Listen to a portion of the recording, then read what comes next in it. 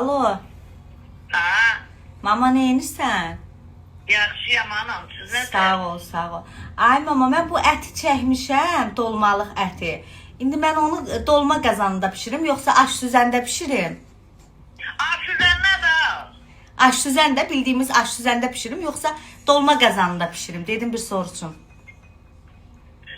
Allah belə deyirəm. Az dolmanı aş üzərində pişirirlər. Dedim soruşum da səndən bir dəqiq bilim. Olmaz. Aş üzərinə də ay bala. Aş üzərində dolma pişirirlər. Pişirmirlər mama. Yox, aş üzərində deyil, şarda demə, sağa gülərlər ay bala, başına dönür.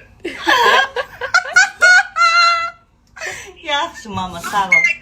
Aş üzərində dolma olur. Yaxşı, yaxşı mama, yo.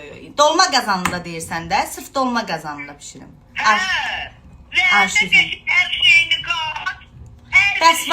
Bəs vannada bişirsən? Hə də. Vanna.